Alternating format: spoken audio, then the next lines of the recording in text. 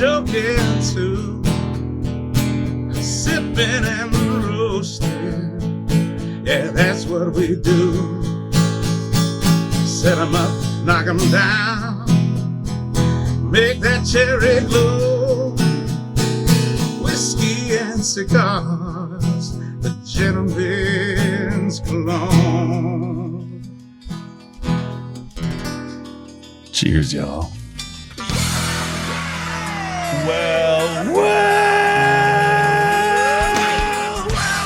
That sounds like a party just about to start up, ladies and gentlemen. Welcome, ladies and gentlemen, to this fine radio program, podcast, and video extravaganza known internationally as the world-famous Smoking and Toasting. And we are so glad that you have joined us for this, the 365th show of our timeline. That's if you do the math here, let me get my calculator out of my phone. Okay, that's 365. 3 divided by that's halfway to 400 right there. That's great. You realize that if we did a show every day, we would now have done 1 year's worth of shows.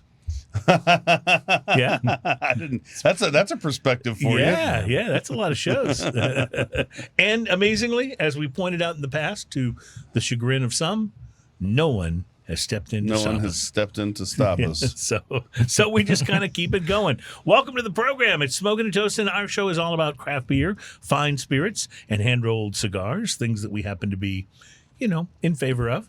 We're down with those things. I like those things. Yeah, those are some of my favorite things. That's I couldn't agree more. So we're glad to have you on board for the ride, and we're happy to welcome back one of our favorite guests, Mr. Roberto Rivas Villar. How are you, sir? Hi, guys. Good. Thank you. It's so glad to have you back. And I understand. I don't want to steal the headline here, but I understand you've been working on some pre-made cocktails. Is that right? Yes, I've been working on. So I've done a little bit of. As you guys know, I do a lot of cocktail stuff for some brands and for some private people events and stuff. Mm-hmm. And I've been working on some a little bit, expanding a little bit what I do and try to offer something for the people that diversifying your portfolio, so to speak. Yeah. Well, I'm really glad we have you on because it's good to be able to drill down on this a little bit, because we often on the show will do a mystery beverage and we'll sample it, and then after everybody chimes in on it, and we'll do that today, as a matter of fact, after everybody chimes in on it, we'll reveal what it is. And a number of those have been canned cocktails. Absolutely. And to be honest, we've had more of them that we would say pass than we would say, yeah, that's good, I'll buy it. Quite disappointing. Right. It's very common. So it seems to me that of all the canned cocktails out there, there's still room for somebody to come in, figure out how to get away from that annoying aftertaste and dominate this market, right? Use a little bit more science, a little bit more craft, better ingredients, because I think that's one of the things that they lack a lot. They try to cut corners and go with so they can mass produce and all of that, right? Well, we did have a good one a couple of weeks ago. It was the gin martini can. I'll have to look back to see the brand, but one of the interesting things was that was a little can. It was like those little cans of orange juice you used to get, when you were a kid. It was I know which one you're talking that about. size can. So it was a small pour of a martini, but it was pretty good. And it was also like 18% or something like that, wasn't it? But I wonder if, in order to make it something that people would buy, the price point, if they needed to make it smaller, so that it didn't become more expensive, Well, if you really think about it, that would be almost the size of a cocktail itself, because you have your spirit typically is going to be about the 2 ounce pour. Then you have probably your dilution, which is going to add another 2 ounces, maybe some vermouth, maybe a little bit of olive juice. You're going to end up with a 8-10 ounce cocktail. Clearly, you've never been at my house when martinis are made. Well, I know once we had that conversation about the margarita, I learned that for you would be a different kind of preparation. I just drink mine out of a mixing bowl. What are you talking about? Like if I go to your house, instead of taking a bottle to my friend's house, I'll take 2 bottles. Right. Because my basic formula when I find a recipe for like a margarita, for example, and I'm really proud of the margaritas I've learned to make, but the thing I had to do was invert the amount of tequila with the amount of the other stuff that goes into the margarita. So if you have more tequila. If you have 2/3 tequila, hard to go wrong. Unless that. It's like the recipe calls for lime. Cruz just presents the lime and then takes it over. Presents. That's one thing I have learned, though, especially because I make gimlets a lot. My wife loves vodka gimlets. And the one thing I have learned, the place where you cannot cut a corner on those, and on really margaritas as well, is fresh squeezed lime. Yeah. If you don't have it, it's just not the same. You do either fresh lime or shaped super juice. squeezy thing. Yeah, No. yeah, exactly. I'm sorry to interrupt. I did actually a really cool test not too long ago, and it was a blind tasting with some guys to just prove the point of fresh squeezed lime juice or super juice. Yeah. We did a whole test, and it was one day I'll tell you about it. Okay, fair enough. Speaking of blind taste tests, we're going to do that here in a moment with the mystery beverage. But before we get to that, let me talk a little bit about what we're expecting on the program today. In addition to trying, I think, some of your ready-made cocktails, we're going to be sampling some beers from Paradigm Brewing Company in Tomball, Texas. We'll be trying their Unforgotten. It's a blonde beer. And it's interesting because it does on the can, it doesn't say blonde ale. It says blonde beer. Blonde beer. Yeah, so we'll have to get to the bottom of that. From Drekker Brewing Company in Fargo, North Dakota, their double IPA, which stand by, I'm going to do an earworm for you now. You'll have this in your head for the rest of the day. Their double IPA is called Goodbye Stranger. Good luck not having that in your head when you go to sleep tonight. And finally, A from little bit of super tramp now, right? That's what I thought about right away. McAlester, Oklahoma, and Prairie Artisan Ales, their barrel-aged Imperial Stout called Super Pistache Brothers. And you are going to get a kick out of the can on this because it's a takeoff on Mario, but the guys are not Mario sized on the bottle. So we'll look forward to that. And from BR Distilling Company in Memphis, Tennessee, we'll be trying their straight bourbon whiskey called Blue Note Crossroads. I love that bourbon. And so I'll go ahead and I pass haven't this had around. the Crossroads one. That was great. This is great, and reminds me. By the way, there's a great documentary called Crossroads that breaks down some of the old blues musicians and The one with guitarists. Steve Vai and Yeah, very good stuff, and worth checking out. I think it's on Amazon Prime. It's definitely worth watching. So we'll be checking into that, and of course the prepared cocktails, and then we will also, of course, be visiting the portion of the show that people seem to love, and I don't know why. The part we call Drinking News. Our Drinking News teaser headline: the worst kind of turbulence. So we'll be getting to that coming up. Plus, there's all kinds of things to talk about today. We really want to get to this one, the best IPA in every state. And this is based on the ratings from one of the one of the beer sites like Untapped or Brewbound, where people go everyone on puts in and there. then they rate their they go, I'm yeah. drinking this and here's what I give it. And so the single best one of every state, I think that might be really interesting. And hopefully we'll have time to cover all 50 states. But if we don't, we'll just hit some highlights. And I have a feeling that it's going to be a busy show. We have some cigars to watch for, to talk about, and some bad news for me that I will share with you in a moment of sadness. Plus, speaking of sadness, some bad news for beer lovers in our hometown. We will have a new segment today. You ever watch the Oscars or the Grammys, and in between handing out the awards, they do the in memoriam segment? Yes. And they put up on the screen the actors or the people That from the have entertainment passed business over that the have year. passed in the previous year. Yeah, unfortunately, we'll be doing that segment for Houston breweries. Oh, no. So, yeah. So it's kind of it'll be a sad moment. But don't worry. We've got the whiskey, and we'll get back to being happy before the whole thing is over. So I mentioned blind taste test, the mystery beverage. I've got one already poured and set in front of you. So now let's. It smells fruity. Lemony? A little bit fruity. Citrusy. Citrusy. Yeah. It'll be interesting to see what you guys think of this one. Maybe mango-y. Tropicalish. Very tropical. Yes. tropical. Yeah. Coconut. A little tiki-fied. Yeah, you taste the coconut,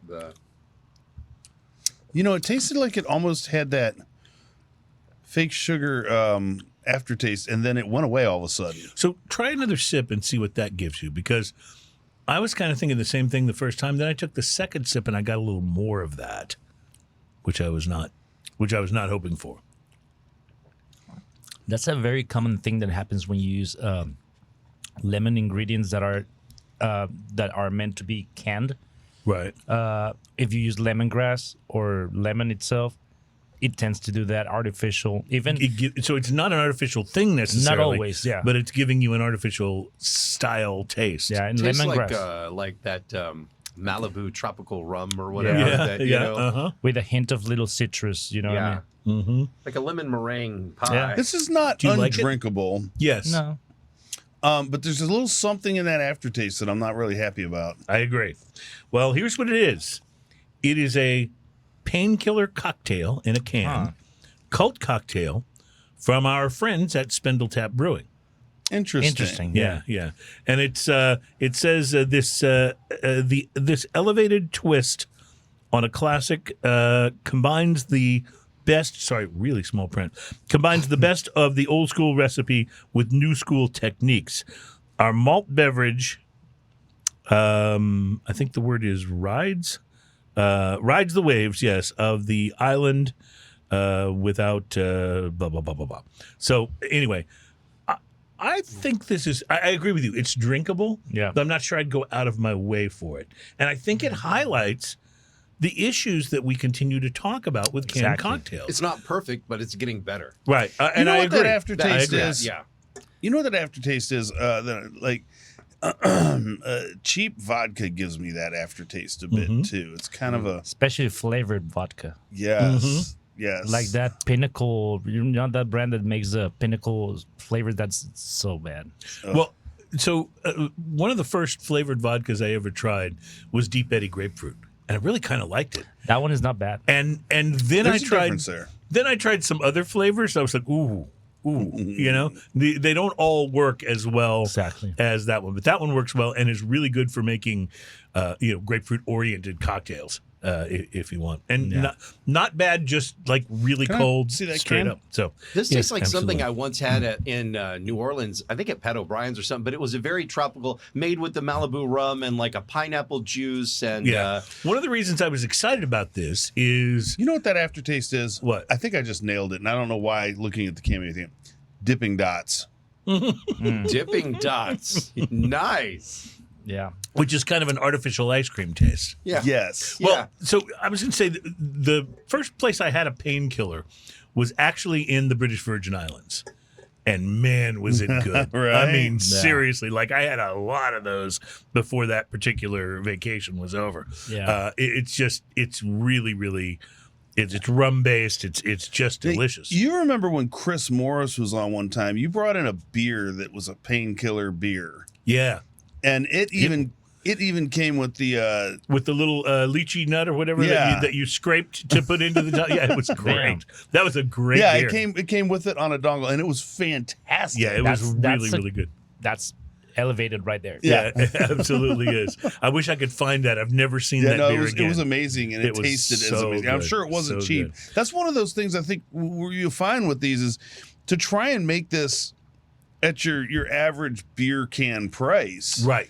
That's, I think, the tough thing. Well, you know? and you're competing, I think, mostly with the world of hard seltzers. Yeah, for the- because this for the is consumer in this, right? because this is sold at a supermarket. You can only have malt. Right. In fact, this one came from an HEB. My wife brought it home for me. So very interesting. Drinkable, but keep working on it, guys. Yeah. And Roberto's working on his. We'll get to those. Plus, we'll do some drinking of a little Unforgotten Blonde coming up from Paradigm Brewing Company. You are watching and listening to Smoking and Toasting, show number 365. We got a good one for you today. Stay with us, my friends.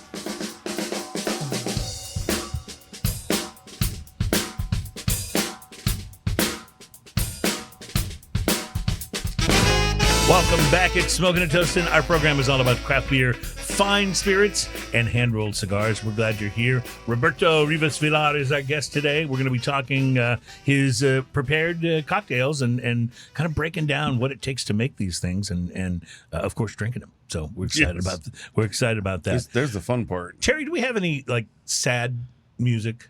I think we could bring something up here Okay. with this. Let's see. A little sad music to set the stage because this is bad news for Cruz. Ooh, Get a that tight is- shot in on you there. That is sad music, sir. For the first time in 2 years,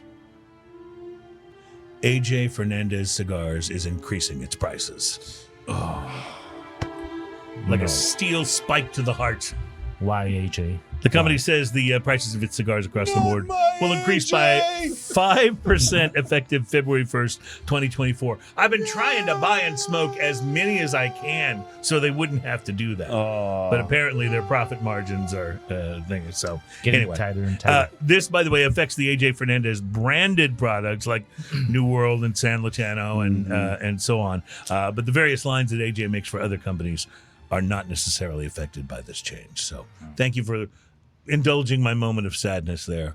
I've got an actual tear Yeah, right here. I see that right there. I thought maybe that was Close up. the tattoo that you got from prison, but no, that's an actual tear. Actual tear, man. Yeah. So well, thank you. I appreciate you feeling for me I'm because sad. I'm a big time consumer of this product. You are an AJ fanboy. That is. So I will be tightening my belt in other ways, perhaps.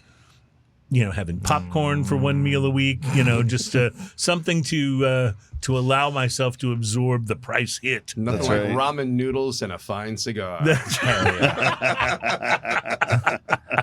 Bologna sandwich. Yeah, that's right. That's right.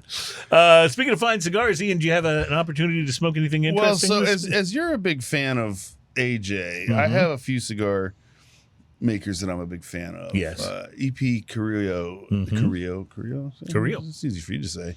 Carrillo is, how he Is would say one it, of them, and Yeah. I picked up this cigar called a Short Run 2023. Ooh, that sounds interesting. Just earlier today, I picked up the Toro 6x52, and when I looked it up to see what it was about, it was blended as a collaboration with one of my other favorites, Oscar Valderas. Oh, see, those guys make great cigars too.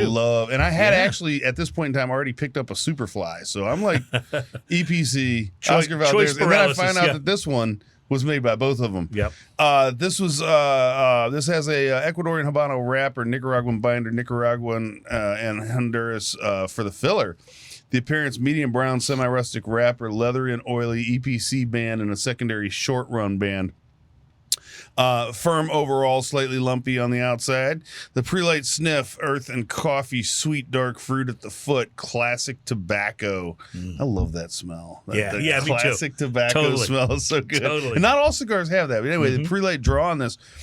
First off, check out this picture. I got a perfect punch. Oh, nice. Light draw, sweet creamy mocha and classic tobacco, slightly meaty and tomato kind of notes in there, as weird as that sounds. The first initial light on this big, meaty and spicy broth, followed by black pepper, cinnamon, and wood. Retrohale is bold pepper and wood. The first third on this comes in meaty and spicy with some gritty, rich earth and classic tobacco. Has a very comfort food kind of quality for a cigar. Pepper and a kiss of cinnamon lingers on the tongue and lips. Retrohale is sweet and spicy, solid ash, good burn. Second third of this, hearty spices and meaty tones reminds me of a bit of stew.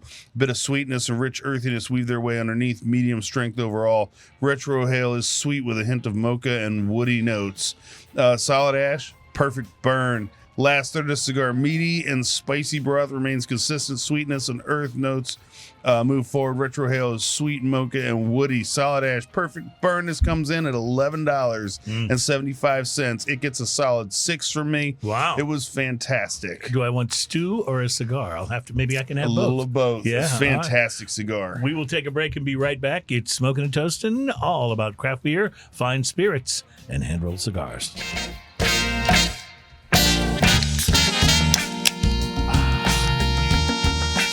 Sorry, I'm still just dabbing at my eyes a little bit from the AJ Fernandez price increase news. But Ian is cheering me up with the sound effect of him You're pouring nailing that the ASMR. first beer. I love it. We talked about this actually on an earlier show that apparently the hard pour, which Chris Hart and some others that we know are proponents of, helps you basically not get so much gas when you drink the beer Oh, that was decent. because it allows the bubbles to expand some of the belly inflating stuff. So it'll still inflate your belly, but it just won't it won't be as Yeah, good. but then you have to wait for the bubbles to go away. I know, and so I've been doing since we did that story on the show. There's a crazy amount of impatience that happens when you see those bubbles. 100%. Since we did that story on the show, I've been hard pouring my beers more because I used to do pour them down the side of the glass. You get a little bit of foam, not too much. Now I've been hard pouring them, and so you pour them into the frozen glass. You go and you throw the can away. You come back and there's still that much foam on the top. You're like, man, I want to drink this. I don't want to wade through the foam. So yes, I understand. I get so impatient totally what you're saying. that by the time I'm trying to pour that last bit from the can in there, but the foam's too high, just drink what's left in the can. That's a good idea. Toss that away, and then I got to stare at my beer. Yeah, I need to start doing that. At least then you get something, a little taster. I'll show you a trick sometime, guys. Okay, fair enough. The cigar that I smoked for the show this week is from a very small, very boutique cigar maker. Heart of a Lion Cigars. They are based out of Dallas, Texas, and founded by a gentleman named Sherwan R. Mims, who fell in love with cigars in 2014 when his then fiance gifted him and his groomsmen with smokes for his bachelor party.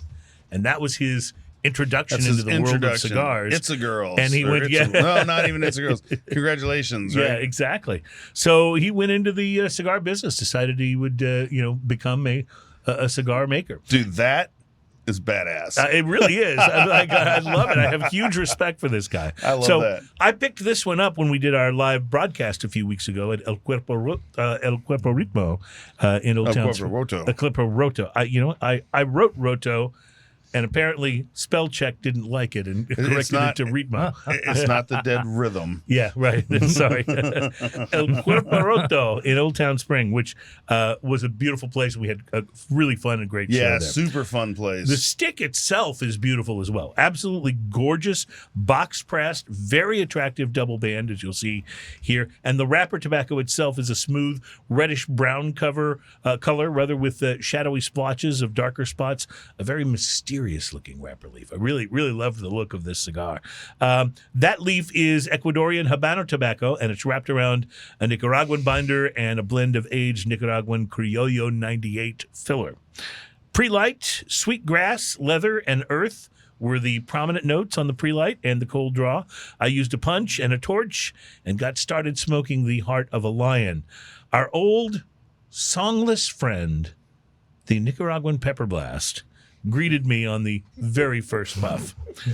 In fairness, it didn't bowl me over, but it was there for sure, giving me the idea that the Heart of a Lion, as the name suggests, was going to be pretty big and pretty bold.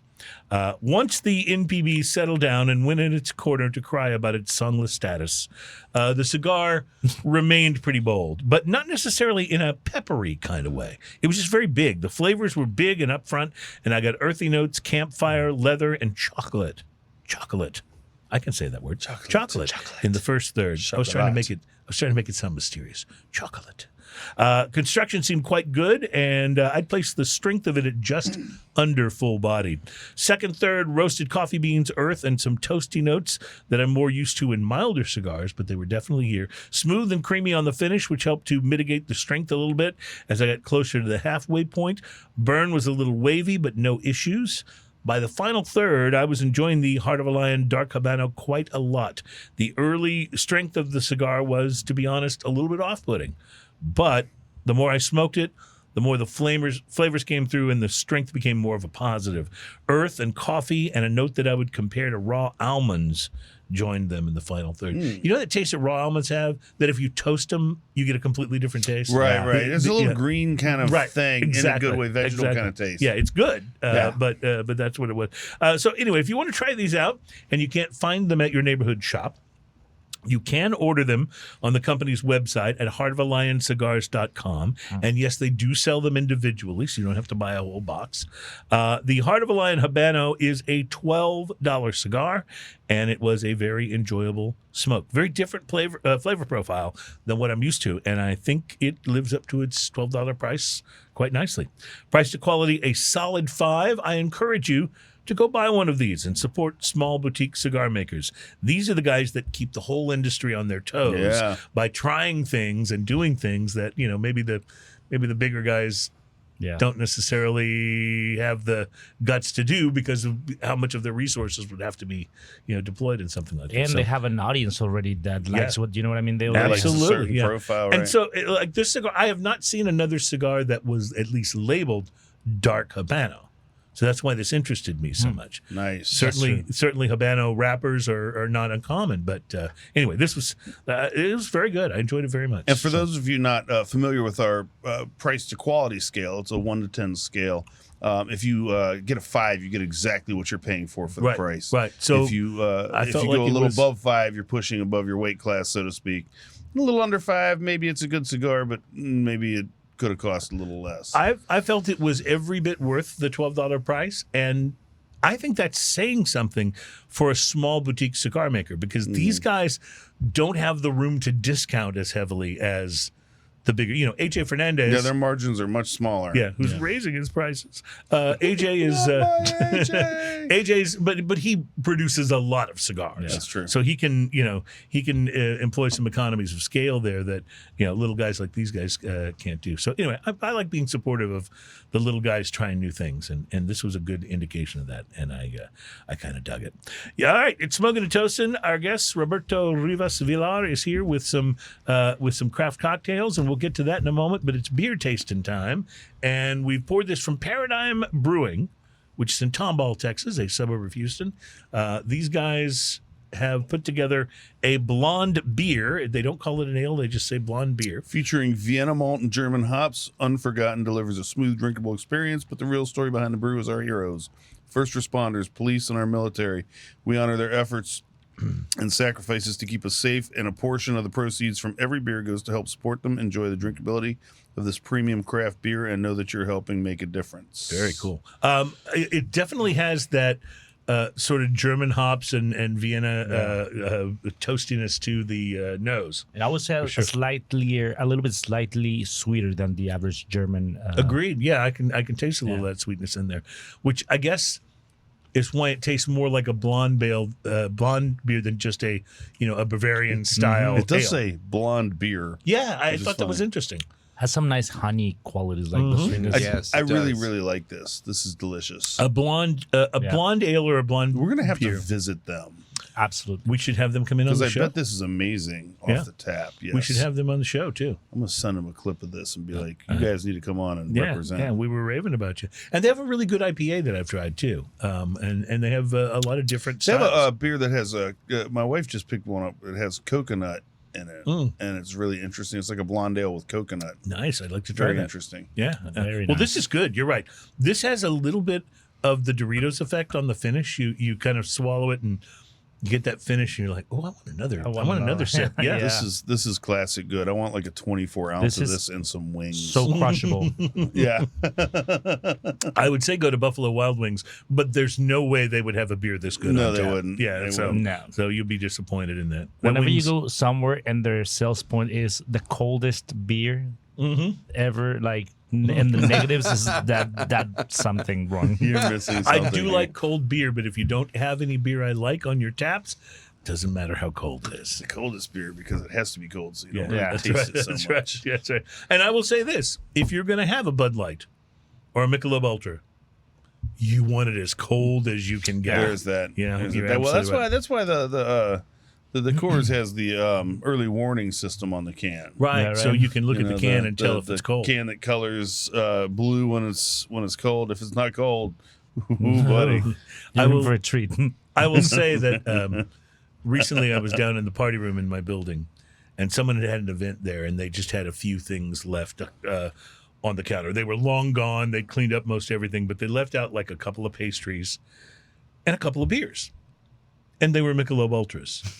And I thought, okay, I'll take one and stick it in the beer fridge for that occasion when I forget to put beer in the fridge. And I because my beer fridge is not that big, Right. and so maybe I don't have anything cold, and I really want a beer, and so ultimately that happened, and I had the Michelob Ultra. It was ice cold for my beer fridge. My opinion has not changed.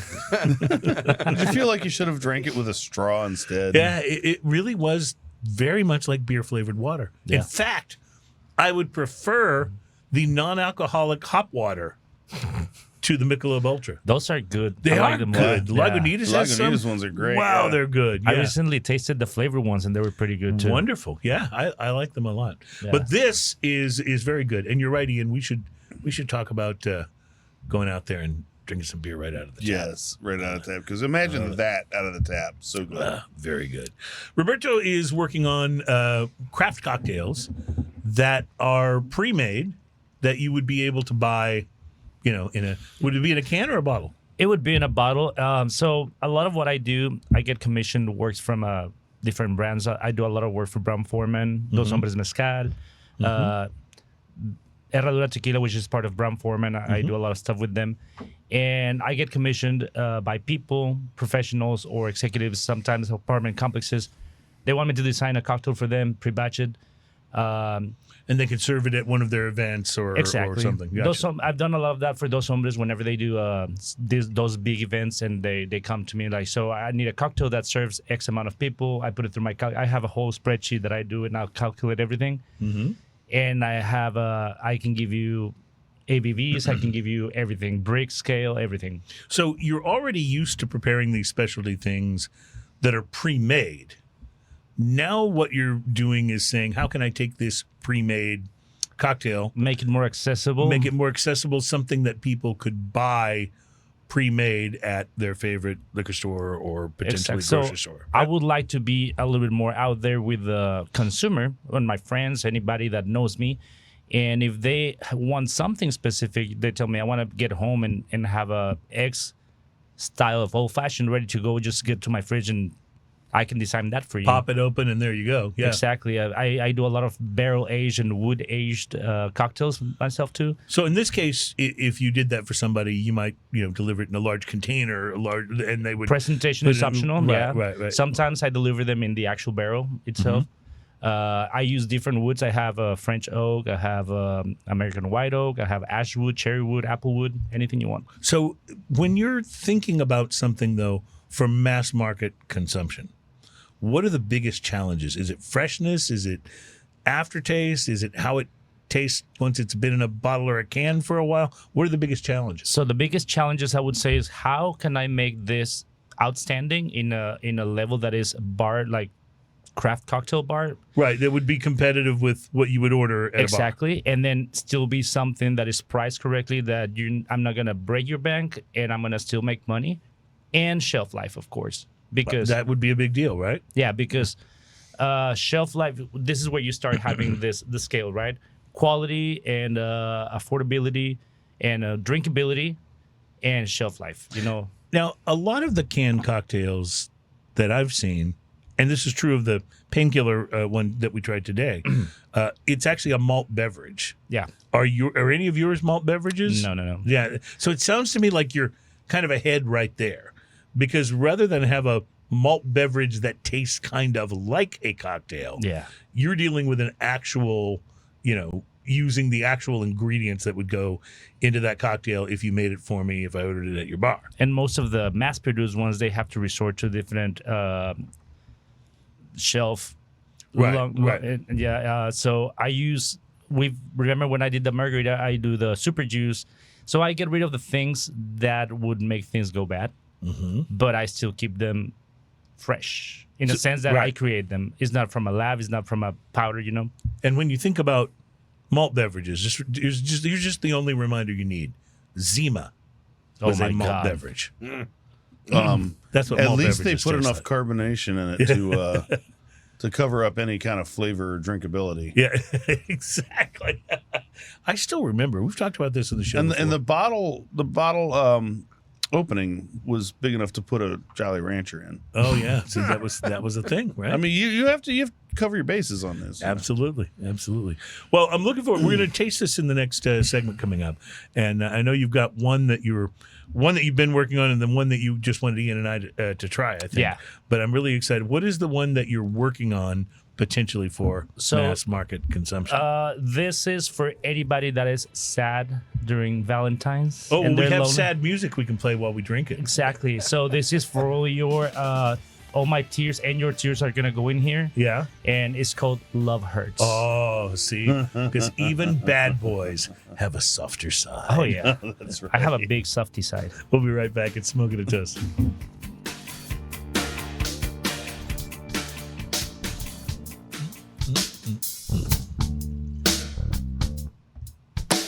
Hold on.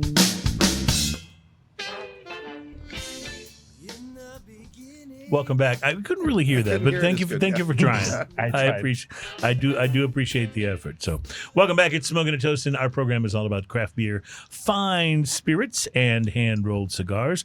Roberto is our guest this week. We do want to give a quick shout out and a big thanks to last week's special guest, Javier Doxakis from Maison Ferrand and Plantere Rum.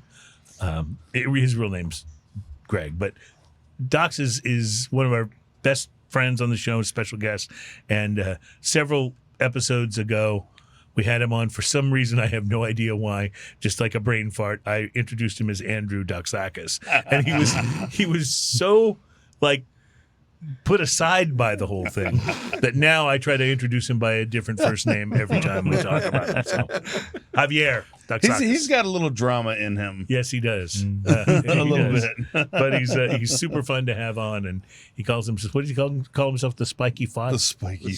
I think I was calling him the Spiky Fotis, but that was, somehow that didn't. The spiky gray fox. Again, he doesn't seem, to be all that impressed by that.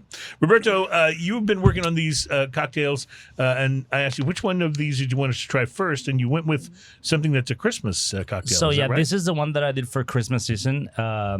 That's the first time that I had the idea to retake this cocktail for the people. Right. thing. So I wanted to do something reminiscent of that ginger cookie Christmassy thing. Oh. So this has a 50-50 mix of Wild Turkey 101 rye, and the other one is going to be an Old Grandad bottled in bond, so it's 50-50 of that. I use orange Angostura bitters and aromatic Angostura bitters, and then I made a really interesting syrup with ginger, mulling spices, cinnamon, and a little bit of star anise and clove. So what percentage of this is the two whiskeys? So you're going to have 2 ounces total of whiskey per old-fashioned. Okay. You're going to have 4 old-fashions in the bottle, Okay. 16 ounces. It smells like an old-fashioned. Mm-hmm. And it also Wait smells till you like try this thing. also smells like Christmas. It does smell a little bit like Christmas.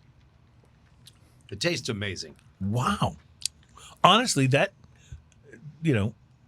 tastes like I just ordered it from you and if you made you it at the had bar. this and Has you're, this been in this bottle since Christmas? Yeah. yes, Wow. if you I'm have impressed. that Here in we your are, own February. little maraschinos at home, Yeah. Mm-hmm. So you're going to get a little bit of that cinnamon on the front, and that's going to be contributed. I mean, that's going to be part of the rye old-fashioned. I mean, the rye whiskey. And because Old Grandad is very, it's also high in rye, you're going to get that. And obviously the ginger is going to be present. You have some cinnamon in the front, like I said. And then you start getting the clove and you start getting a little bit of the anise. and such a warm like aftertaste. Like there's a warmth that comes up here. It's like a little hug. Honestly, I feel like wrapping presents. Like it just puts you in that amazing. mindset, doesn't And it? I feel like it has the right dilution. I don't like one thing that you find in these pre-made cocktails. You feel them. The mouthfeel is very thin. right. It's right. very. I like to have a good old fashioned where you still get that viscosity. You get nice punch. That hug that you're talking about is very important. I like to have an old fashioned and feel the Kentucky hug. And this has absolute The Kentucky hug, I zero love it. artificial aftertaste. No, Yeah. None.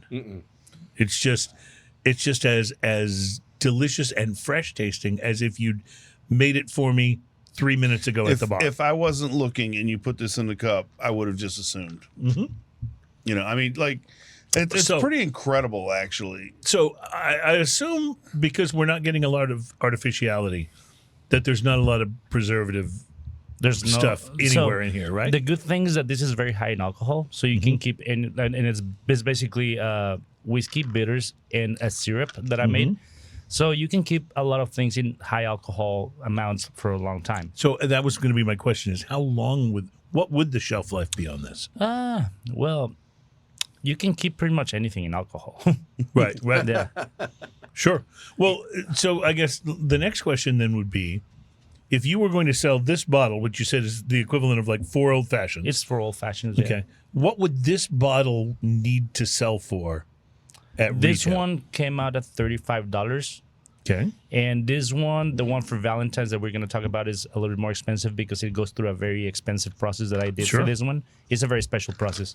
It goes through a fat wash, cacao butter fat wash. That's going to change the whole mouthfeel. It's going to make it super silky and even fuller in your mouth.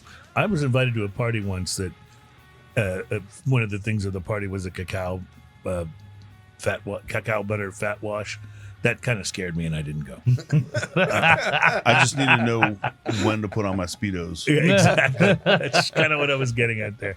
All right, well, can't wait to taste that. But this one, Santa's Little Poison, I love the name and the label too. Yeah, Fantastic. The label was funny because I just did it thinking of a skull Santa, and everybody started saying, "Oh, that's you, that's you."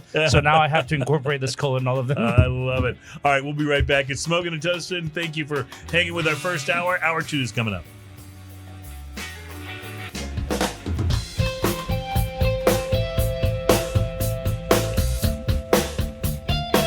Welcome back into Smoking and Toasting. Our program is all about craft beer, fine spirits, and hand-rolled cigars. My name is Cruz. My co-host is Ian Barry. Roberto Rivas Villar is our special guest. That guy's crazy, and too. Behind the wheels of steel is Terry Michaels, who is kind of doing the producing and engineering on the program today. Adam in the Sky puts it all together. And now I'd like to give a special credit shout-out to a musical artist named Justin Allen Arnold, because of his composition Cordelia, which we will be using as the background music for our in memoriam session here, honoring Houston area breweries, that's where we're from, so this is hometown to us, that have not made it through the last year.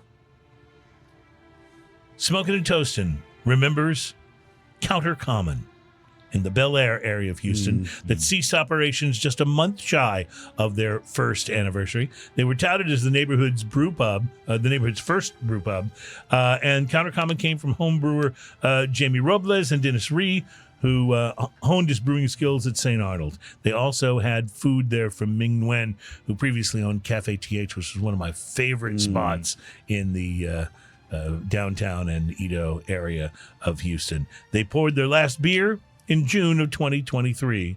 We salute and remember Counter Common.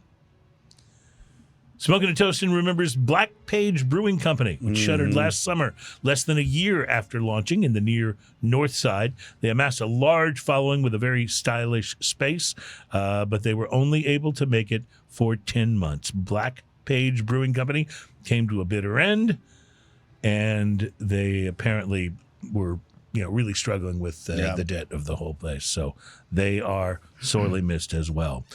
Smoking and Toasting remembers Misfit Outposts. They were really well known for their signature IPA. Actually, I apologize. I got this wrong. Smoking and Toasting remembers Twisted Acre Brewery. Yes. Very well known for their signature IPAs. Misfit Outpost is now operating in that same space. But it is, in fact, So, completely... addendum, Black Page Brewing, there's a brewery operating where they used to be. It's H-Town Brewing now. Okay, so we'll have to... There's a lot of these that we really have to check out because we want to support these guys so that they don't meet the same fate as the brewery that they replaced in that location. But Twisted Acre Brewery was family-owned and launched in Cyprus in 2018, but sadly poured their last beer after a 5-year run in March of last year. And this one really hurts for me. Smoking and Toasting salutes and remembers Ingenious Brewing Company. You're my boy, Ingenious. Yeah, That's super sad. The Humble area brewery gained popularity for its inventive small batch brews on frequent rotation. I tell you what, every now and then they came out with an absolute dud, but the beers in between those duds were so fabulous and inventive and creative. They had a and nice, the duds were few and far between. They had a nice little spot out there too, They kind of really in an did. industrial park. Yeah. Their new releases included the double IPA Splat Milk Stout, Southern Drip, and Sour Ale Jelly, among other yeah. uniquely flavored brews. They are 100% missed. Coming back from COVID was difficult for those guys. And finally, Smoking and Toasting salutes Buffalo Bayou Brewing Company. Their lease I just heard about at that. 2101 Summer Street ended abruptly, effectively shutting it down on the 26th of January. Just heard Culture Map reports that John Deal, who's the owner of Sawyer Yards, which hosted the the popular mash brewery, tuns are still warm. locked out the business due to non-payment of rent. And so a very, very sad one. These guys, I mean, in fact, I almost bought a 4-pack of more cowbell that I saw downstairs in my little shop just to bring on and drink in memoriam to these guys, to Buffalo Bayou, because they Buffalo Bayou made a drink called the 1836 Copper Ale. I remember that one. That was absolutely brilliant. I think it may have been my favorite of their brews, although I Loved enjoyed their Christmas beers a lot. Yeah. No, I liked a But lot I of their think- beers, but that one I was. think that may be more outrageously cowbell. Their double IPA got a lot of attention during a time when double IPAs were not nearly as common as they are now, and so these guys really did it. I would have brought some more cowbell in, but I figured with Roberto's cocktails, we probably had plenty to drink on the show today. I don't understand what that means. I love All this I understand can. is there is still the equivalent of 3 old fashions left in that, and those are really good. This one is for you. That's like pizza math. Drekker Brewing Company, one that we've had their beers on the show before. They always have these really inventive and crazy The artwork is artwork amazing. on their can. But this is their double IPA, and it's called Goodbye Stranger, which, good luck getting that out of your head for the rest That's of a the day. super cool can. Ding, ding, ding, ding, ding, ding, ding. Goodbye, stranger. Yeah, that's an earworm song if You know there what? ever was. If I you kinda have like it, Supertramp though. stuck in your head, that's okay. It's been I stuck in like my head. Supertramp. I love Supertramp. them I really too. do. And that whole Breakfast in America album, classic. Great. Classic. I will admit, though, you have another album called Even in the Quietest Moments that I really like. It's got some. I don't know that I've ever listened to that album. I might have to pick that one out The this last song on that album, I'm not recalling the title. week. I'm It's always just looking wonderful. for like a good classic album to listen to. Well, Breakfast in America is good all the way through. That's a good one. Yeah, I that remember they had this hits album that it was kind of like a guy standing and he was reading a book. Yeah. And the cover was his face. I heard the hell out of that CD. It was like, I love it. and it had all those like the logical song and stuff. One of the things I like about those guys, though, is they didn't sound like anybody else. They were No. totally unique. They were you know? very different, very different. Pale 2-row, flaked oat, flaked wheat, and carafoam malt. Citra Galaxy, CTZ, and Rakow hops and house Boys, IPA yeast. this is a fabulous double IPA. It's delicious. I'm still so stuck on this can that I haven't even tried it yet. It is. It's coming and in you'll at see. I'm 8%. sure we got some B-roll up of this, Yeah. but this is a serious artwork can. It's the equivalent to a cereal box that they give you Oh a box my to like when you're in your cereal. or like the placemats at some like restaurants where What's you can this read the little whole crab from? This crab is from something that I Yeah. can't remember. It what it's reminds from. me of Oh, that's- SpongeBob. Yeah, SpongeBob. Yeah. Is Mr. that what it is? Krabs. Yeah. That looks like SpongeBob Mr. Krabs. Krabs from SpongeBob. Yeah, that's definitely. Yeah. That's who that looks like. Just different enough to keep them out of Yeah, exactly. out of copyright issues, but yeah. Yeah, I like this a lot. This is really delicious. is And good. sometimes when you get to a double IPA, the hoppiness becomes the only Prevalent. the You only know, thing that really strikes your Here's the palate. thing: if a double IPA is done right, it's got a lot of malt right up front and a sweetness that you don't get in a standard IPA. Can I just mention, by the way, This is outrageously good. I have been loving in that what you just talked about. I've been loving St. Arnold's Banger. Yeah, Oh, that's it's a good one. It's Banger good. IPA. That is such a good beer. Wow, Yeah. it is. But yes, this is 100%. This is so well balanced, and they do not err in the hop department. It's got hops. Reminds but me a it's- lot of Ghost in the Machine. See, one of the greatest A beers. little bit. It has that creaminess that Ghost in the Machine has. It has a little bit of that kind of creamy mouthfeel. You remember we had the Holy Ghost, which was their yes. double or Imperial IPA. That one was really good. That was just Yes. outrageously good. Roberto remembers watching me tank down a few like 24 my ounce pours of of Ghost in the Machine at a gig. 24 ounce. Yeah, So, they were yeah. like, "Do you want a big pour?" I was like, "Yes." It was fun watching him on stage. Let's say that. One of the things I will say is where we are, because Broussard, Louisiana is not that far from Houston, which is where the brewery is that makes Ghost in the Machine, Parish Brewing. We can find it a lot of places here in the greater Houston area. But I will tell you, if you can find it anywhere, if you're listening to the show from any location where you're a little further away, if you can find it on any of the beer services, Tavour has it available every once in a while. There are some of the others. Get it. It is a wonderful IPA experience.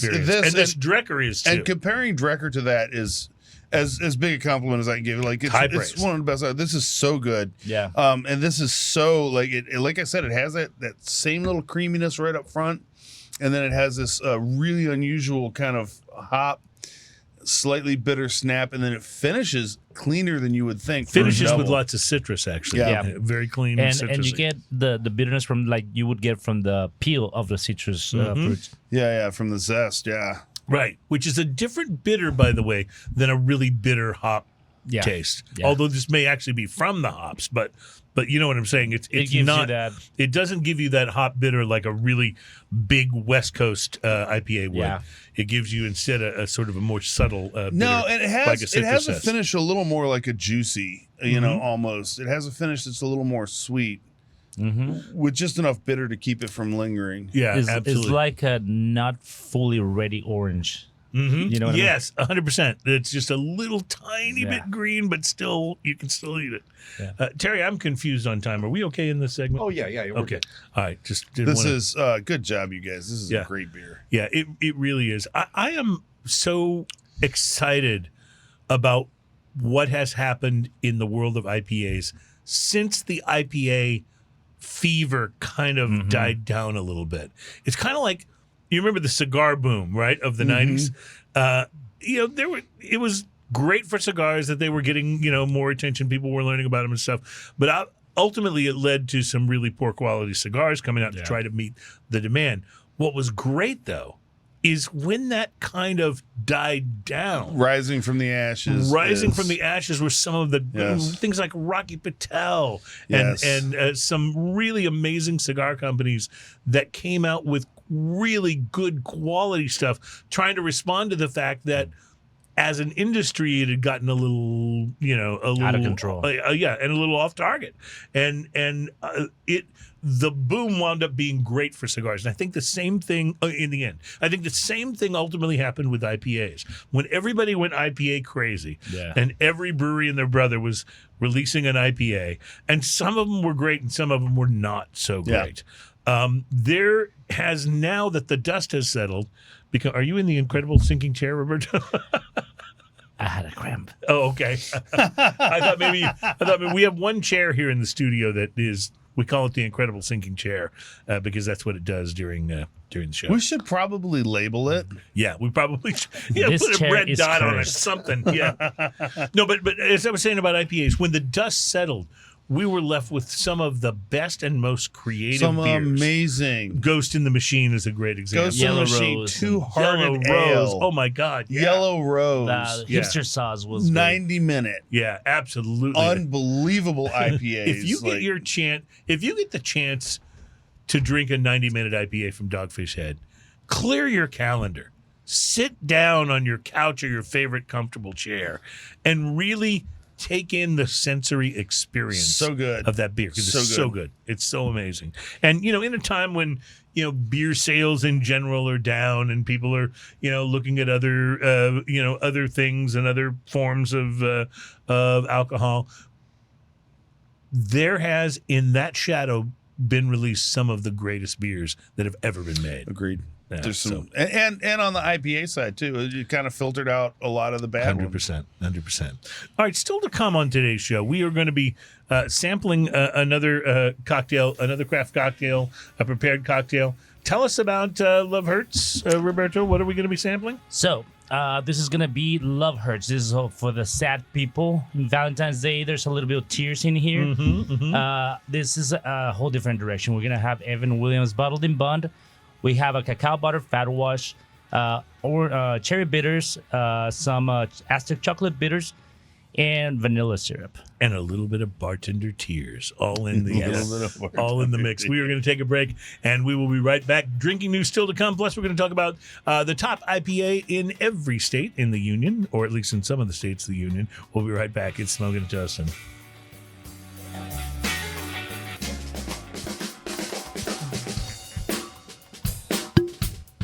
Oh, nice. Very nice. You know, I could do that because you took the care. Yes, I did. Welcome back, ladies and gentlemen. To Smoking and Toasting. As you were saying, Ian, I took the care. You took the care to open the top of the bottle. Yes. You didn't minimize spilling as I just poured some on me. Well, I worked on that, but perhaps I didn't But do usually enough. when you clear the neck, you do minimize spilling somewhat. Yeah, it could have been worse. Could have been worse. But yeah, so I didn't have to worry about getting a foil cut when I was trying to pull the tab to open it That's right. OSHA or specifications. anything like that. That's right. This is And an I OSHA appreciate issue. that. Like clearing the neck of the bottle is an important part of what you do. Oh, 100%. When I bring in whiskey or any beverage for that matter. And then we don't have I to like do it make on the sure- show. There's I like to make sure we're safe. you don't have to see any awkwardness of us trying to do it on the show. Absolutely. Because far be it from us to be awkward. Because as we know, sometimes the top of a whiskey bottle can kick your butt. Yeah, yeah. This is a very interesting whiskey to me. This is it is. Well, Ian, what is the actual full name on the bottle there? Blue Note Crossroads straight bourbon whiskey finished with toasted French oak. So we all know that Blue Note is very much a music associated thing. That's a Blue Note Records is one of the greatest Note Records, jazz yeah, labels absolutely. of all time.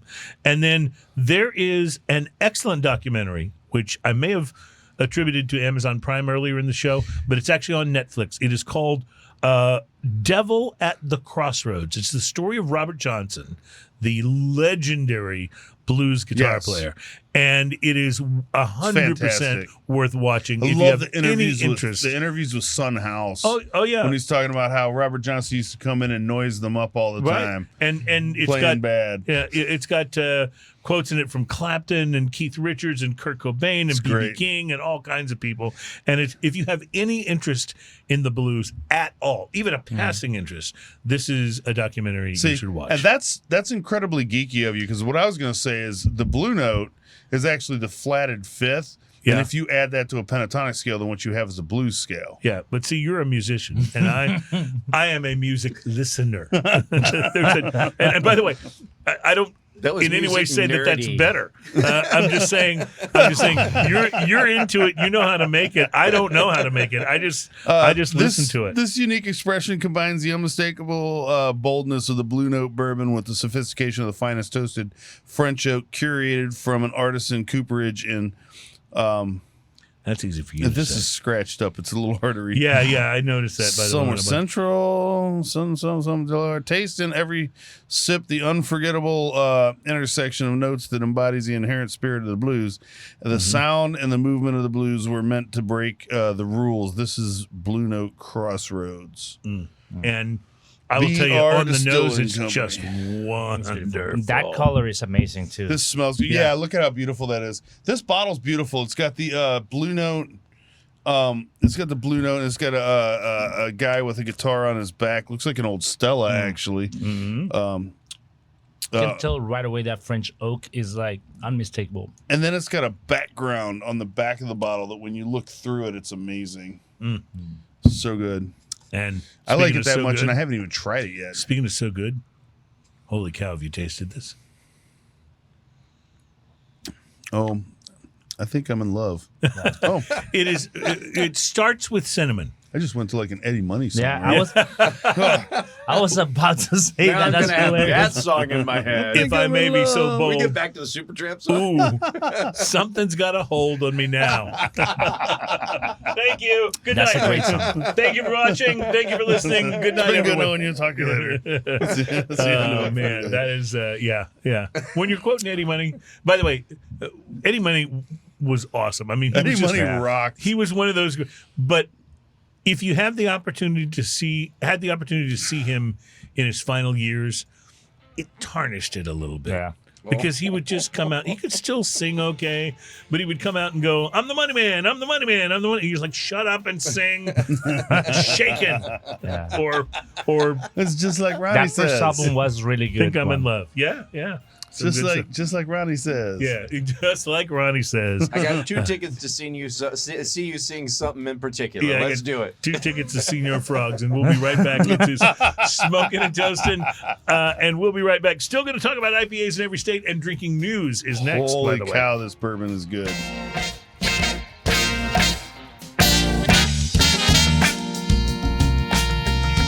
Welcome back. We're funky, we are groovy with the sound of a Houston-based band that calls their music Gulf Coast Funk.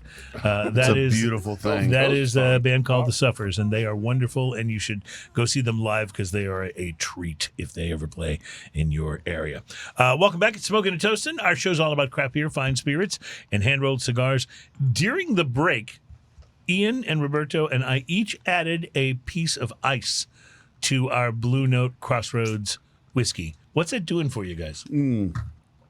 So first off, cinnamon comes around the backside big time. And honey. Honey. Honey, And the vanilla, like you big were time. And the saying. vanilla just pops out of it. It's Sometimes, so interesting.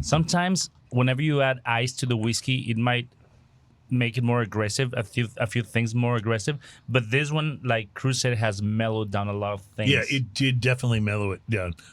I will tell you, by the way, guys, I think this is about a $46 bottle. So great. So it's Yeah, under that's- $50. That's pretty darn good. We're having Yeah. a good day for drinks, aren't We we? truly yeah. are. And we haven't even gotten to Love Hurts, Roberto's last cocktail. We'll be getting to that Made with momentarily. The tears of a bartender. We will be getting to that momentarily, but first it is time for the segment on this program that is proven, for reasons none of us completely understand, to be the most popular. Ladies and gentlemen, it's time for Drinking News. Drinking news, drinking news. Now it's time for drinking news. A Florida man with one arm said he had a gator for a pet. When asked about his absent arm, he said, Honey, I had to take my gator to the vet. drinking news, drinking news.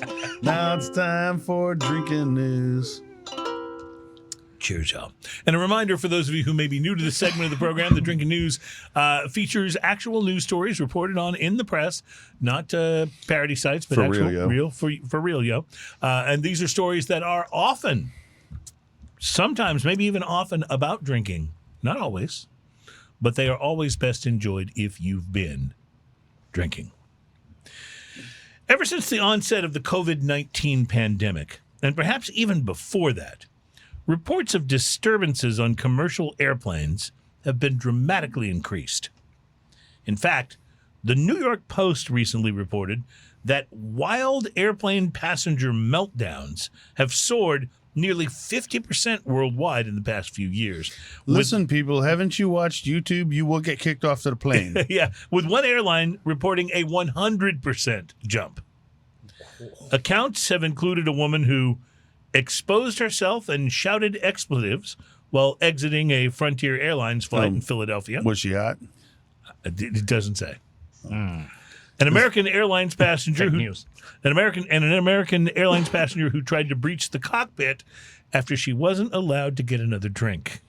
That would be Ian right there. From reports of passengers slapping, punching, and kicking flight attendants to loudmouth Karens who didn't want to be inconvenienced by having to wear a mask during the height of COVID, to a traveler who caused a disturbance while demanding that the plane be turned around in Chiang Mai, Thailand, because he wanted to retrieve his forgotten bag back in New Jersey. Oops, I forgot. Things have gotten pretty crazy up there. Like, you think that we're going to turn this whole thing around? And while I all said oops. And while all flight disruptions are most definitely pains in the ass, it's fair to note that some are a little bit worse than others. Like what happened on an American Airlines flight from Phoenix, Arizona to Austin, Texas recently. Oh, not all the way to Tacoma? Before the plane even got off the ground. Apparently, even before taking to the quote-unquote friendly skies, the American flight encountered some high wind and was forced to turn back to the gate due to a passenger's incredibly pungent farts. What did you eat? You should have known better. This is the true story of the fiercely flatulent flyer who caused what we'll just call a very big stink. Awesome alliteration. Yeah. Imagine that your farts are so bad that the plane has to turn around. Terrence and Philip were coming from Canada. It caused a very big stink while the plane itself was still on the tarmac. According to a passenger who posted about the noxious incident on Reddit, before most people had boarded, I observed that this man was audibly disgruntled about something, maybe hungover, rough day, I don't know, but as soon as he sat down, he was grumbling about something under his breath like effing hell or something. After the majority of the passengers had boarded, the man reportedly exclaimed, "You thought that was rude? Well, how about this smell?" Flatulent farty man. And then he proceeded to play the entire cabin a lengthy tune on his butt trumpet. Butt trumpet. That's more like a trombone. The Reddit user went on to say, "I don't know what provoked that comment. And while kind of funny to overhear, it was uncalled for, especially coming from a grown man on an airplane, nonetheless." Now, you probably know that during any flight, the voice of the plane's captain on the overhead speakers can be a very calming influence. They can assure that the situation is under control and offer helpful advice to the passengers. And so, as a public service to you, the Drinking News listener, we've put together a list of things that the American flight's captain may or may not have said over the intercom during this incident. Captain wants you to shut up and sit down. This is the top 5 list of things the plane's captain may or may not have announced. Number 5, we've encountered some severe turbulence. Please remain in your seats, and for God's sake, hold your breath as long as you can. Number 4, we know you have a choice when you fly, but holy cow, dude, why couldn't you have chosen JetBlue? Number 3, your seat cushion may be used as a flotation device, or you might want to hold it tightly against your face for the next few minutes. That's terrible. Number 2, when the oxygen mask dropped from above you, please affix one to the mouth and nose of any nearby small child before putting on your own and breathe normally. And finally, the number 1 thing the captain may or may not have said: flight attendants will be serving snacks shortly. Apparently, someone has already cut the cheese. Reporting live from the Phoenix airport, where I'm opening up my laptop to buy as much stock in Febreze as I can, because they're going to need a buttload of it, if you'll pardon the term, to fumigate this plane. My name is Cruz. And that is your... That's our time. Oh, drinking news. You know, when the smelling salts smell better than the air around you, you know you've been in a bad situation. They were just on the wrong airlines. I hear that Alaskan Airlines will open the door for you while they're going down.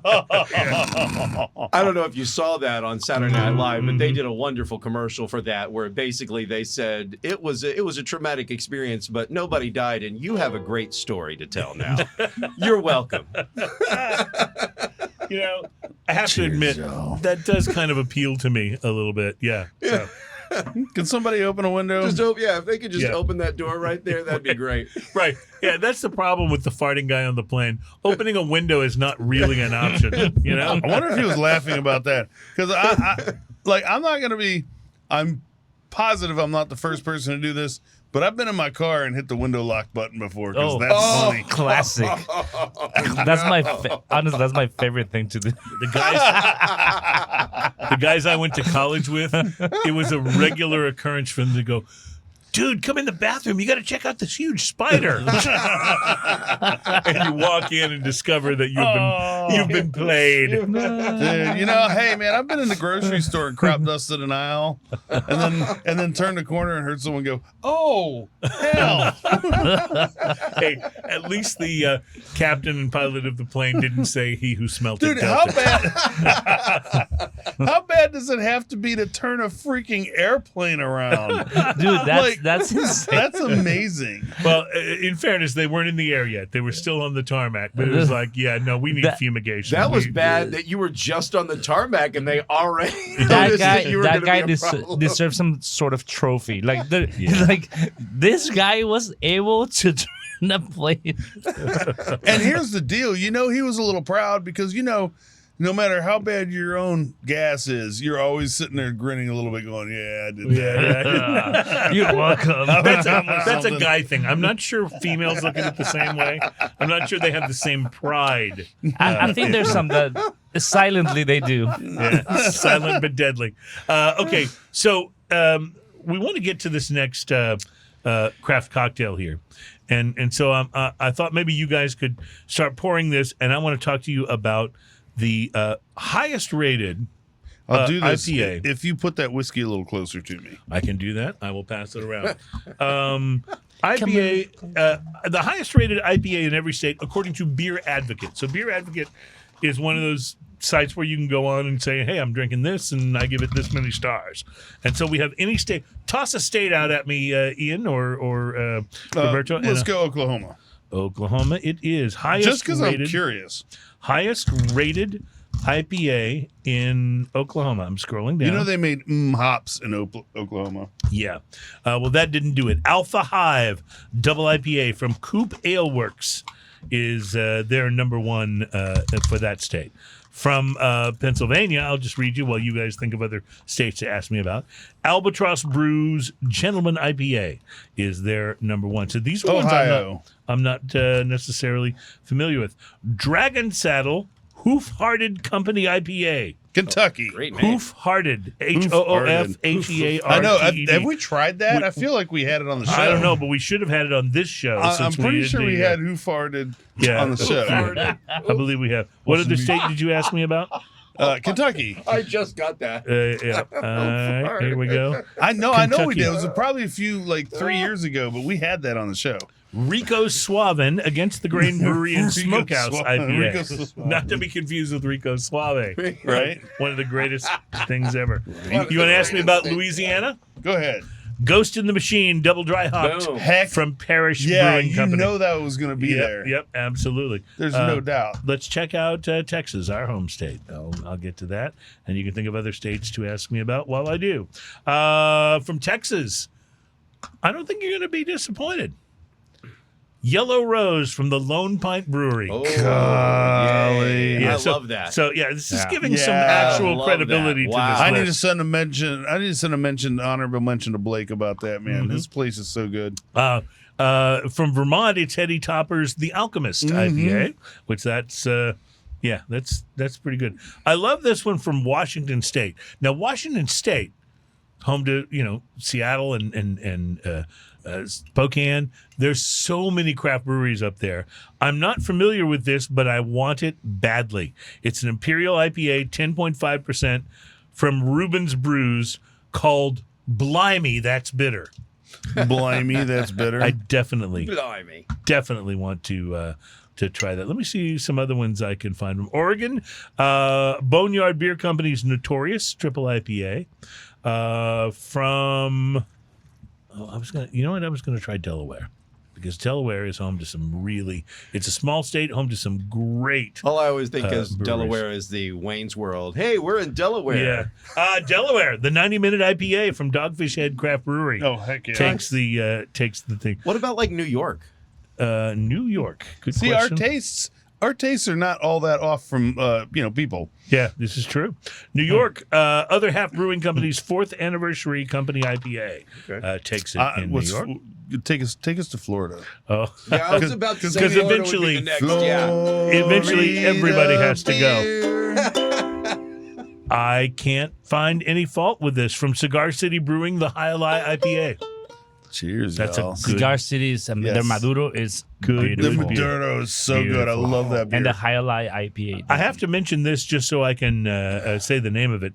From the District of Columbia, Washington, D.C., D.C. Brow Brewing Company's On the Wings of Armageddon IPA, which I haven't had, nice. but I really want to try. Roberto, let me interrupt our list to go to your cocktail here. Talk to us about Love Hurts. So I wanted to do something a little bit different, scores. more Valentine's-ish, chocolates and cherries all the way. It's certainly there, yes. It smells like a cherry cordial. Those cherries, but there's also a But I not only wanted to savory do that, note.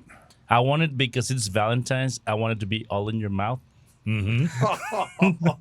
So I did that cacao butter I don't know fat. what you're talking about. Okay, I'm sorry, go ahead. Of course, I'm talking about the cacao butter fat Okay, wash. of course, yes. So I did a cacao butter fat wash, And I skipped that party, but it sounds interesting. It's so we use Evan Williams bottled in bun for this. It was fat washed for about 3 hours in a sous vide. Then obviously you do the process where you separate everything, you get rid of it, but it completely changes the texture. You see, you get a very silky mouthfeel, and you get some chocolate and some cherries. Now, I know we're The short. chocolate This and is cherries are crazy. This is delicious, and it's so Really? chocolate and cherry. I know we're short on time in this segment, but what made you choose the Evan Williams as the spirit you wanted to use in this? So Evan Williams, I'm a big fan of it. Bottled in bun, of course, is one of my favorite ones. It has the proof that you need for a good old fashioned, and it's not expensive. It's not cheap. It's right there. Kinda right in the middle, yeah. That allowed me to do that fat wash. This is great. Fat wash or not, this is great. This is outrageous. All right, we still have a beer to taste and lots of show to wrap up in a very short goodbye segment, but we will do our best. We are smoking and toasting, and we will be right back. I love this chocolate cherry. So good. Holy Thank you, cow. guys.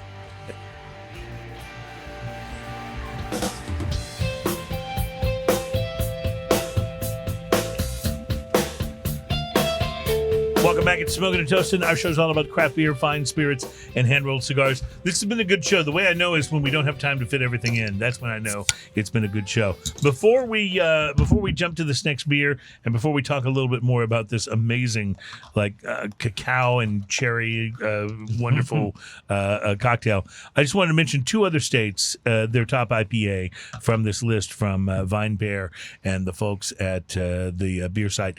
Nevada's, just because I want to read it, Nevada's best IPA, Disco Ninja from Revision Brewing. I love the name. It I would just be- love the name. It would be called like that if it's Vegas. Yeah, Yeah. totally. Yeah. And from Michigan, who we talk about Michigan a lot because they have so many great breweries. Dude, Michigan Bell's. is great. booze. Bell's Breweries Hop Slam Ale. Yeah. You just said Bells. Yeah, Yeah, I love You them. just said Bells as soon as you said Michigan. You had it, man. You had Bells it. and Founders and Oh, man. So many great breweries. Yeah. Bell's is one of my all-time favorite breweries. They Point. really almost can do no wrong. So first off, holy crap, this is good. This Oh, old fashioned is so good. thank you guys. Thank you. How do we get a Appreciate it. hold of it? You guys can contact me, anybody, through my social media, Instagram. We're gonna leave it here. So if I were doing a party or an event, for example, and I wanted you to make a signature prepared cocktail for this event, you wouldn't be there as a bartender making them live. I can, Although you could do that, I I assume. could, but some But you people could don't also- wanna. They don't wanna spend the money on the Right, actual because it's not cheap having a bartender. There's an Right. hourly and everything. Right. So but you you could- could make something like this in advance. And I've had weddings and stuff like that where people would like to have a barrel in the center of the table. You know, they Right, separate right. it and they just serve their old fashions and Love stuff. that idea. Love that And idea. so I do a lot of that. And So how do people contact you to find out more information? the best way to contact me would be through my Instagram, which is rob.thespiritbox. Rob.thespiritbox. That's my Instagram handle. Okay. And if you want to see a lot of some of the content that I do a lot of bartending tips and It's very recipes. entertaining. It's fun sometimes. There's silliness I love on it. there too. I love Yeah. it. That's good stuff. There's no silliness on this show, so you know. Well, that's true. You don't fit in here at all. Not one bit. We have one more beer that we haven't tried, and it's from the guys at Prairie Artisan Ales, and these guys are so creative. They're out of Oklahoma, McAlester, Oklahoma, and this bottle, and you'll see This- this on the B-roll, but this takes the Super Mario Brothers Listen. and turns it into Super Pistache Brothers. Yeah, and they're a little chunkier than Mario and his the picture's buddies. amazing. But it's great. I love pistachios. Yeah, I will sit there and like crack pistachios until my fingertips hurt, you know. green. Makes me want to make a pistachio cocktail. But they're already expensive, but you can buy them already, Dude, like this cracked. I did not know what to expect from this, although I have a fairly high degree of confidence in Oh, Prairie my Artisan goodness. ales. It's absurd. This is wonderful. Like the pistachio flavor, All right. just For marries those of you that perfectly will with this Imperial understand Stout. this, first off, there's no carbonation to speak of. No. Like there's no Not a bit. carbonation whatsoever. It is pistachio forward, like This is nutty. madness. This is nutty. wonderful. It's You a can take it the way you barrel-aged want. Imperial Stout with pistachios, dark chocolate, marzipan, and hazelnut roasted coffee. Wow. This is so outrageously good. You know, I've had many Prairie beers. This has to rank way up there. Oh, yeah, I agree. this is I agree. It's one of the best Top we've had. 5. this is one of the tops already, and Prairie makes such good stuff. And it's hard to like, when you go, Specs where I shop has tons of Prairie Yeah. beers, and they're all there, and you're like, it's almost like buyer paralysis. You're like, well, which one of these do I want to try? Yeah, a little analysis paralysis. Just pick one. I'm on my second. Yeah. I already refilled mine. Like, so I'm swishing around my mouth, and then I take a swallow, and I'm tasting these things. I'm tasting those.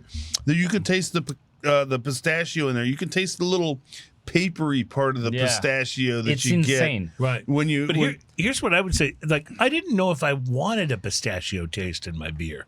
Now that I have Now tried you this, know. I totally want a pistachio taste in my this is beer. so good. Totally. You know what's the crazy part? So this is typically these beers that they make, they have a sweetness to it that is delicious. But it has this umami savory thing that makes you keep salivating and salivating Oh, and yeah. The salivating. Doritos effect, I'm telling you. Yeah. It just makes you want more. Well, what a show this has been. Roberto, thank you so much for coming on and sharing these cocktails with us. No, thank you for having me, this guys. whiskey was fantastic. This is only 13.6%. Oh, okay, That's good, it? good. That's good to know. So we don't have to worry at all. This was one of those shows where every beer was awesome. This- the whiskey was we great. won today. The cocktails were outstanding. Thank you, guys. Roberto, thank you so much for being on. And No, you, it's a you know pleasure. you're invited anytime, right? I love being with you, You guys. can It's- totally crash if you want. You don't even have to like have an invitation or You know where we're at. anything. You know where I we're You at. know I what know time where- we're here. You know how this all works. Thank you to you guys for being a part of the show. Thank you to Adam for putting it all together, to Terry for engineering and producing, and thank you most of all to AJ Fernandez.